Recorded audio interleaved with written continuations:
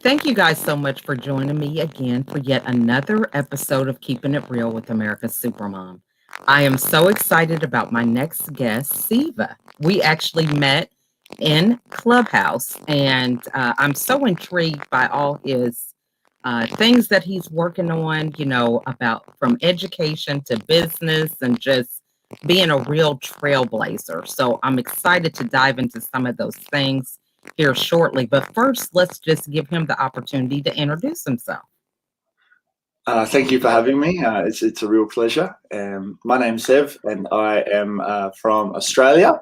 I am a former school teacher turned entrepreneur, where I have began to, at the age of 30, began to explore my passions a bit further, discovering new things along the way, and most recently finding that I have a passion to optimize other people's lives, not just within the school system, but all around the world, whether they're fellow entrepreneurs, business owners, and people who are generally just wanting to find something more to their lives, personally or in that enterprise where they're providing a service or selling a product. And it's been a long journey, and where I'm at right now has taken me about 10 to 12 years, and I'm just enjoying every part of it.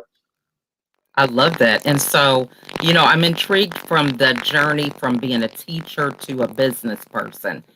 What was it that made you in a place where you wanted to make that transition? So when I was a teacher for 3 years, and during my studies, I picked up the camera, and I really enjoyed photography. And then when I became a teacher, I was no longer studying; I was teaching. And during that time, I had extra time to start my hobby and put more effort into it.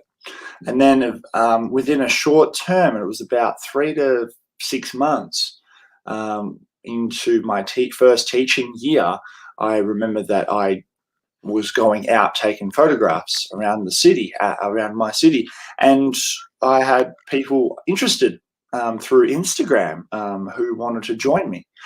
And I knew that there were photography walks that existed before, but for some reason I hit a nerve that attracted, within 3 months, 120 people to join me on a walk around my city, which was incredible. And then from there, it was just like a natural growth. I ended up discovering that wedding photography was my absolute passion as well. And along the way, during my teaching, I thought, okay, well, this is too overwhelming for me. I can't do both at my best, at my purest. I'm a type of person that's all in or nothing.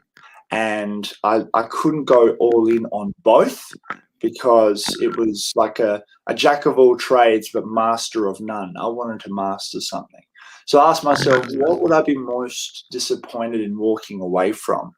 And I said, well, if I stopped photography, I'd probably be a little bit more. It would be a little bit more on my mind. I love the kids. I love the teaching.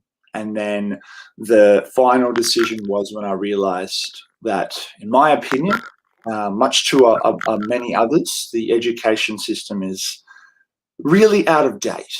And after a few discussions with like-minded people and within the system and outside the system, I realized, you know what? I'm not going to be the front runner of this change at the moment, where the system is going to overlap, kind of rotate and do a pivot and then make more sense.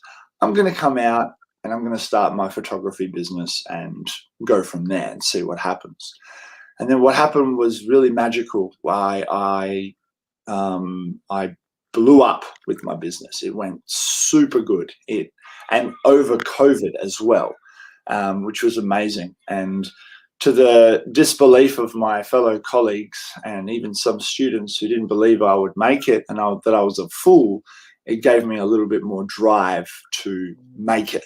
And so here I am doing super well and coming out of a school system, a safe government job, to now be my own boss, working for myself and getting into new ventures where I'm helping other people do the same thing. I'm still an educator on my own terms, and all my students follow me and are super inspired by it. And I love that. And that's something that I've dreamed of. So, yeah. I love that. Now, and so you bring up a good point because we've heard the term about, trying to be a jack of all trades and a master of none. And that just brings an intriguing question because, from myself being a mom and a business person and, really managing different things, had that mindset a long time ago when I was not a career person at the same time. I felt like, well, I can only be a mom. But, as you talk, you're understanding that the education is still being weaved into what you're doing now. So for somebody who is feeling like um, they're in that space of not being able to do both, what were some things that kind of led you to that decision? Because, of course, you're a photographer, but you don't just do one type of photography. You do your walks or weddings, or you know what I'm saying? So you Yeah. do have times when you do explore other areas, but what was it that really was a defining question for you to feel like you had to make a choice between the teaching and the Yeah. photography? Yeah, that's a great question. As a high school teacher, I was responsible for 5 to 6 groups of 32 children. That's a fair amount of kids, and planning lessons for them, making sure that each in every child is catered for, and making sure everyone's, I keep a diverse classroom where everybody's included. And then on the other end, I had my photography business where I was planning these walks. I was answering emails, responding to emails, inquiries, booking in sessions, editing the photos. All of those things started to stack up. And the defining moment was when I was feeling overwhelmed. I could not do both. I had an opportunity where I could, during a weekday or a school day, go and do a photo shoot. And I was thinking more about that than wanting to teach in the classroom. And the real defining moment was when I realized, why am I teaching kids things that are not really of interest to them? And so I decided to kind of explore that a little bit. My school, I was fortunate that my school was a bit of an innovation. Like they loved that. They loved experimenting and giving new ideas a go. But at the end of the day, they still cared about the numbers. They still cared about the statistics of the performance of the grades of their students, because it reflects poorly on them. I'm not saying my students had bad grades, but it was a contradictory sort of feeling. And then that's when I thought, okay, I'm going to try photography for 12 months and then do that for my own. Come back to school if the business world wasn't for me. And then within 3 months, I knew there was no point of return. Not even every now and then. I just thought, right, this is me. And the best thing was I still get the best of both worlds because those students still follow me. They ask me questions and they message me saying, I'm following you because you're inspiring me to do my own thing outside of school. And and that I'm proof that the education system isn't the one all be all end all thing. I love that. And so, so knowing now, just being able to go out and kind of explore this new business and just create it as you go. What do you think that we need to put in place when it comes to this education? And I'm at a point where I have 7 kids that are homeschooled during Yeah. this pandemic. And they're still on the curriculum of the public school and everything, but I noticed that there's so many gaps about just communication, how they are given their assignments and the way that they're teaching them, and just the stress and anxiety, and it's just not a unified goal, Yeah. right now. So if you had an opportunity to um, input some kind of change, what would you suggest there be done? I would reinvent the wheel here, and I would say there needs to be more practicality. There needs to be more brainstorming with the kids. And they say that kids don't know what they want. Well, it's true, but they know that they don't like something, and if they don't like something, they're not interested in it. They're not going to be engaged as much. Whether you try to make it as fancy as possible, as interactive as possible, it's not going to work, not in this digital age. So if I was to change the system, I would make things more practical. I would say, okay, how are we going to learn mathematics today?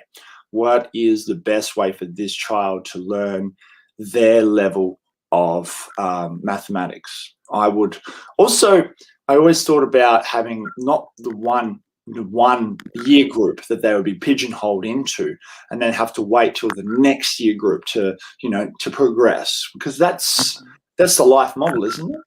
You start in primary school or elementary school, and you get your way up, and you get into middle school, and you're excited, you're into the next level, and then you get into senior school, you're super excited again, you're moving on up, and then you finish and you get into college. Congratulations, you have another 4+ years of education to go through. You stress about that. You finish college or university, and then you're on your way to the big world, into the career path that you've picked, and you're hopefully lucky enough to start to work in. Your education's finished? No, not yet. You are now working to get promotions. You're getting to that next level again and again and again. And then all of a sudden you're retired. Life's passed you by, and all you were doing was trying to just get to the next level, the next level, the next level. You forgot about the now, and you forgot about the you're really interested in, because you're just fallen into a system. To answer your question, I would make sure that the kids taste test as much as possible, as early as possible, to be able to explore different ideas and to go down a specific path. But at the same time, they should be learning how to pivot that path when the time comes where they're no longer interested. I've changed my career path about 5-6 times in the last 10 years. And the biggest valuable lesson that I learned in my 20s was how to survive that change. Whereas most people, they finish school, they finish college, they get that one job that they've trained all their lives to have, but then they hate it eventually. Most people do, but they don't know how to get out of it. We need to align education to teach kids how to pivot and change their career when their interest is no longer there. Because if they don't, the consequence will be, I hate my job, I hate my life, I am going to use an escape to get out of it, drinking, drug abuse, and worse things that I don't want to mention, but they're quite obvious. Needing to learn how to pivot and how kids can change and do other things. And some people may say, oh, that's what school is. You learn different skills. Not if you're not interested in them. So put things on the table that kids can go, I like that. I love coding. I love coloring in. I love designing on the computer. I love dance. Let's teach them how they can really go all in on their interests. I love that. And I mean, I think you bring up some very good, valid points because, I went into depression myself for 13 years because I followed that model, getting the education from college and, for this career that I was going to be doing. But then, boom, I had 15 children. So, of course, that model wasn't working for me. But it's like, even like you said, you left a safe job and there's still that pressure from society. What's wrong with you? This is crazy. You've got this comfort, the stability, so what do you think we can do to give kids the confidence to speak up about their interests and things like that? Because I think we leave that element out. And so, if they don't like something, it's like, I'm not good at this and I am not smart, instead of, oh, I'm just not interested. Let me try something different. It's that personal feeling like you're not measuring up. What would you think we could do to minimize that or avoid that? Firstly, you would instill self-awareness. You would raise them to be self-aware, to become self-aware as quickly as possible. It's not a race. Kids grow up at different rates, but to be able to become self-aware will help them significantly. Building empathy towards what they love or what they're interested in at the time, and teaching them the skill of failure, and that failure is not actually a fail or a loss. I say the word L, the L. When you take the L, when you take the loss, the L doesn't stand for loss. It stands for learning. And if we can use that one ideology to say to them, you didn't fail. What did you learn here that we can do differently next time? If we put that into the system and that as one of the front running ideas, I feel that children will be able to confidently move forward, not have a fear of failure, not have a fear of judgment from the failure, but go and be excited about it. Actually be excited that the fact that their idea or their interest was no longer working for them. And that's when that self-awareness comes in, where they say, I'm not lazy. I'm not being lazy here that I don't like this. It's just not for me. Like, how many times would you say that you wanted to try something and then you gave it a go and it wasn't working for you? You have two options from here. You go readjust and go again, or drop it and do something else. For some reason, there's a stigma that when you drop it, the other people, your seniors, your parents, your teachers say, why are you so lazy? Keep going, do it again, do it again.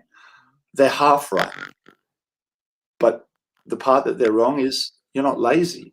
You're just not fully interested in what that is that you're doing. So going back to me, when I was a school teacher, I was getting back. I was stopping.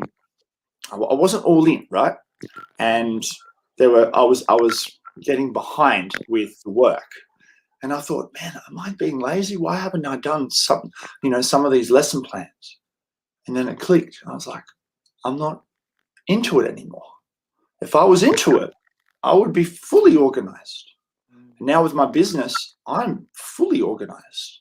And there are a few aspects that are, nobody's perfect, but it's that self-awareness that I realized and said, okay, I quit my last 4 or 5 careers. I used to be a personal trainer. I used to play semi-professional sport.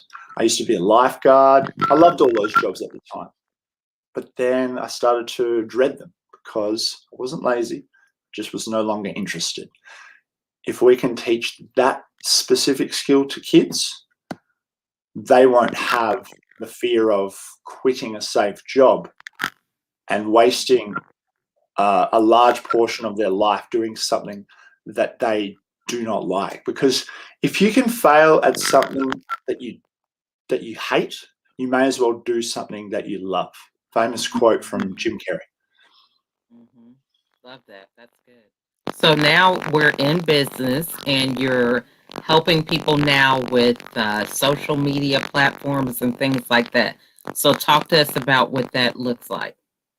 So with the social media side of things, going into something that I really enjoy, my personal mission, my why, is to optimize people's lives. I am selfish to the point of becoming selfless. I'm learning I'm the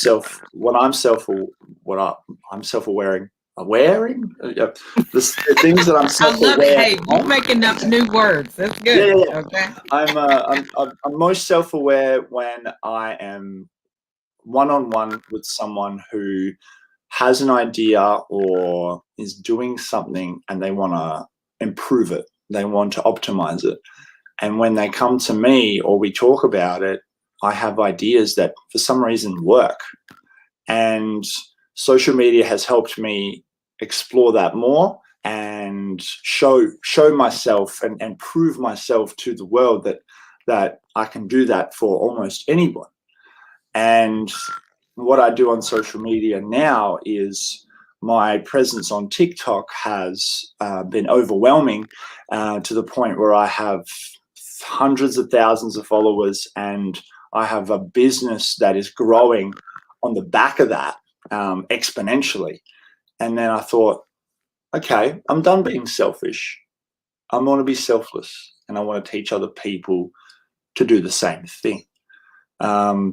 Without trying to be just another social media coach or guru or consultant, but genuinely give value, have no expectation of return.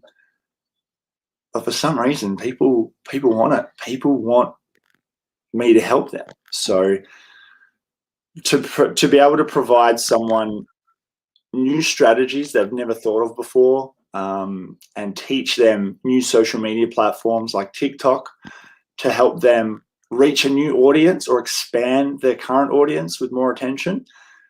It's the fulfillment that I get from that. Money can't pay for that. Money cannot buy that experience. And that's my current love. That's me being self-aware going, I love that the most right now. I love that. Now, and so how did they get a hold of you to even start the journey? What is it that you do? Do you host courses? Do you have programs? Yeah. So I've started my consulting business through social media, focusing primarily from TikTok. And I have people reach out to me via email or Instagram, which is at Sevspics, Sevspics. And that's where the conversation starts. And then we go from there. You'll find me on Clubhouse, talking about education and the slang term for the internet is actually social media. Nobody goes online and types in a specific website to browse that website anymore. They go to social media and then go from there into the world of the internet. And I teach people how to put themselves in the eyes of the social media where they can advertise their product or services. I love that. That's great. So, what are some things that we get wrong? Like you mentioned optimization. So, what are some things that we're doing we just need a little help with? just going to be, I'm just going to be using my own advice. Nobody's doing anything wrong. Okay. They're exploring, and the things that I suggest people add on to their belt is be more consistent, be more genuine, and just put yourself out there and show who you are as a person. Because if you're genuinely a good person, which deep inside everybody is, everybody has that, passion to be a good person. Some are just misunderstood. If you're a good person and you showcase what your interests are and what your intentions are, and you're genuine, people will come to you. Eventually, they will come to you. They will support you. They will bring you up, and they'll say, "Oh, you're selling that product. I'll buy one. I buy one because I like you." And if they don't want to buy your product, but they still like you, they'll tell someone that will buy the product. And going back to that answer, making sure that you're consistent with showcasing yourself first, and then later on unveiling what your business is about or what your hustle is. And because people will see that as part of your story, they won't feel that you're advertising to them. They won't feel that you're trying to make them buy something, that you're just like, "Hey, I'm Sev, I'm a wedding photographer." Not, "Hey, I'm Sev, if you're getting married, hire me as your wedding photographer." There's a huge difference. And I teach people how to do that. That's great. And so, I guess the next question, and this will be the final one, I could go for hours because this is good stuff. But, you mentioned kind of like your growth, how it happened so fast for you. So a lot of people are in that space. They're on Clubhouse, never really had an Instagram, but now it's blowing up. When it comes to scaling and managing that growth, what are some tips that you could give some of the viewers? When you're growing and you're finding that it's working for you, make sure you reward your audience, because without them, you have no attention. So engage with them, interact with them, make sure you're paying attention to what they're saying. There'll be haters and there'll be people that adore you to the moon and back, but pay attention to what they're actually enjoying. Obviously, the haters can go hate. They can waste their time, but reward your fans, reward your team, reward those people that do love you, and ask them, why do they love you? And that why will be your next scale up. Go all in on that and really push it forward. That's good. Now, so what are some of these rewards that you can do for your followers? So, like, you mentioned making sure that you engage with them, but what else could we do? It's in our nature. It's in human nature to be part of something, to belong to something, whether it's a church group, a football team that we're a fan of, or a team of people that we work together with to realize the same goal. And if someone is a fan of me, they're loving my work, they're inspired by it, they want to do something similar, or they're jumping on my success and are living vicariously through me, or they're just rooting for me because I'm doing well, and they feel like because they're following me, they're a part of that journey, they're helping. And to reward those people, interacting with them, putting up for the TikTok world, a meet and greet is always good. In COVID times, it would be more an online live stream where you can read their comments and respond to their comments. Simple things like giveaways, where you're having a competition to give away things for your fans. But yeah, be genuine about it, and not interacting because you want to grow more. You genuinely want to say, hey guys, I'm grateful. My gratitude for all of you following me is huge, and I want to let's have a chat. I'm going to do a live stream and let's have a chat. Or I'm giving away 10, 100, 1,000 pieces of my merchandise, giving away because I want to thank you, right? Or yeah, so it could be a physical product, or you can give your time to them. For me personally, giving my time is the most valuable thing to someone, because that is non-refundable. Right. That's good. Good stuff. Well, this has just been amazing, Seva. I'm enjoying it. So, what is the best way for the audience to get a hold of you? The best way to find me on all social media platforms. It's just Sev. If you put in SEV into Google, and then Pics, PICS, because I started out as a photographer. That's been my name. That's stuck. So Sev's Pics, my pictures. You'll find me across all social media platforms. The number one way is to DM me on Instagram. I have an email, sev@sevspics.com, but I much rather interact with Instagram because it's more instant, and you can do a lot more. There's a lot more features to the chat instead of the old school type, kind regards, Sev, Right. and we can have audio messages. I do audio messages all the time, and people love it because it's different. They're like, oh my God, he's taken 30 seconds out of his life to respond to me with his voice personally. And if more influencers did that, they would stay relevant, firstly, which is the goal. Yeah. Staying relevant is why you want to interact with your audience. If you don't, who are you and why are you doing this in the first place?